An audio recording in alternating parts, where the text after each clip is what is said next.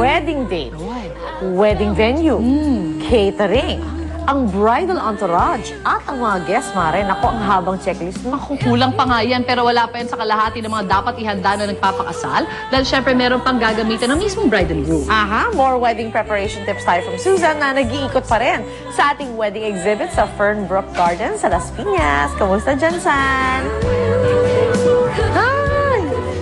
Yes! Okay, balik po tayo dito sa Fernbrook Gardens. Alam niyo po ba, 2007, nung magsimulang mag-operate itong Fernbrook Gardens at ang kanilang ipinagmamalaki po, isa sa pinagmamalaki dito, ay ang gondola ride. Kaya kailangan, lahat na magpapakasal na dito ang mapipiling venue, try niyo po iyan, di ba? Pero syempre, pag ikakasal, ang pinaka-importante yung syempre, yung isusuot nung magpapakasal, di ba? Syempre, pag babae, kailangan may gown. At dahil ito nga yung sinasabing isa sa pinaka-natatanging araw sa buhay ng isang ikakasal, kailangan naman po syempre, maganda yung kanyang gown. Pero may mga dapat na i-consider. Ano ba yung yari? Magkano ba yung budget? Anong bagay doon sa katawan? Kaya sa tulong pa rin ni Mr. Freddy Ganil at Mr. Ramon Santiago, malalaman natin. So, paano ba? Ano yung mga dapat i-consider kapag ikaw ay pipili na ng gusto mong gown? Of course, Miss Susan, we have to consider one's personality. At bukod dyan, kailangan yung style proper dun sa ating theme. And secondly, dapat yung fabric at saka yung kanyang bagsak alam natin. Gaya na nakikita natin. Ano yung klase niya? This is parang a beach type of wedding. Ayan, okay. So, this one is bakit naging beach type wedding yan? so naalis siya. Kita niyo po. Ayan. It will turn to be a mini skirt. Ayan, magiging mini skirt. So, sa mga nagbabalak po na magkaroon ng beach wedding theme. Ayan.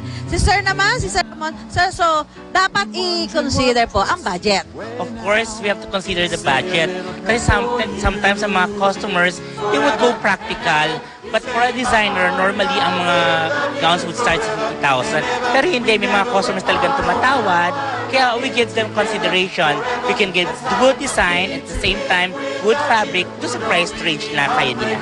Na-advise niyo ba yung mga ready-made na gown? Of course naman, kasi there's a market for everyone. Now, kapag talagang couture, high fashion, sa mga designers sila nagpupunta. Okay, maraming salamat. So, siyempre, yan po, meron na tayong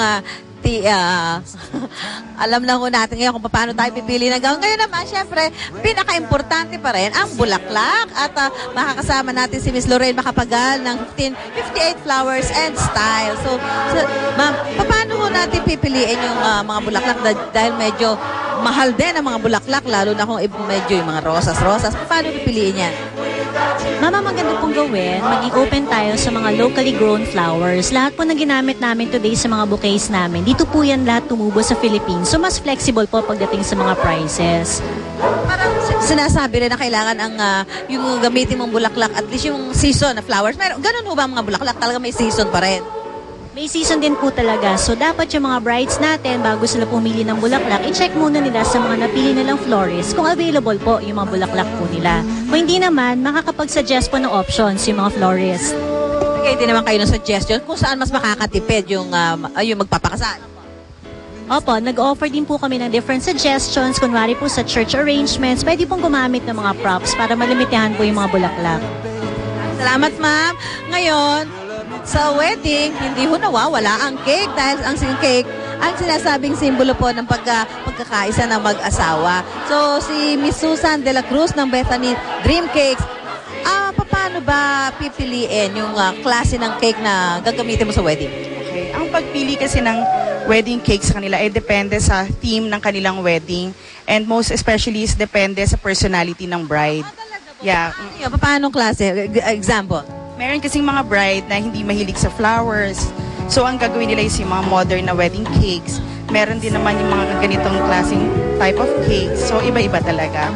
Siyempre, kailangan yung budget mo rin. Yes, very important yung budget ng client. Yung ito parang, cake ba to na parang maleta? Travel theme cake.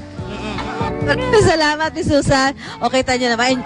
Enjoy yung dalawang to sa pagkain. Parang dami nyo na nakain. At syempre, eto po yung para sa photo. Syempre, mga souvenir. Kailangan, napaka-importante yan dahil itatabi mo yan. Si Miss Arlene Lazea at Annie Elio ng Wally Gonzalez Photography. So, ma'am, magkano po ang pwedeng pinakamababang budget para sa pagpili na magkukuha ninyo mga pictures? Depende po yung sa budget. Pero unang-una, dapat po maglaan talaga sila ng budget para sa photo and video kasi after ng wedding, yun na lang matitira sa kanila. So dapat po alamin nila yung background ng photographer kung talagang magaling sila. Tsaka dapat makikita naman nila yun sa mga sample nila tsaka yung style ng shots ng mga photographer. Tapos tsaka dapat okay sila katrabaho kasi kami yung pinakalas na supplier na makakasama nila. At saka syempre nga, yun yung doon yung souvenir. So ma'am, ito ba mga ganito, pwede ito na yung magiging souvenir mo? Parang way of pasasalamat sa lahat ng dadalo sa wedding. Meron din pong mga tinatawag na photo souvenir. So, usong-uso po ngayon yung mga photo booth. So, pag pumasok po yung mga guests, yun na rin po yung parang usong souvenir ngayon. So, hindi lang po souvenir para sa couple, pati na rin po sa mga dadalo sa wedding. Pinaka-importanting event sa buhay ng mag-asawa. Opo, yes, totoo yun.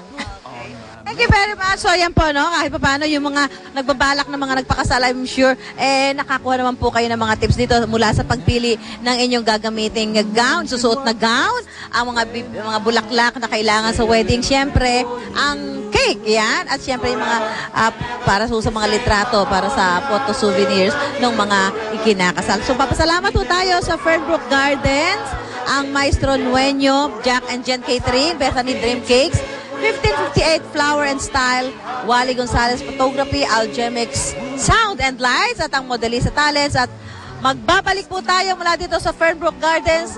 Balik po muna tayo sa studio. Unang balita. I say a little prayer for you. At work I just take time, and all through my coffee break time I say a little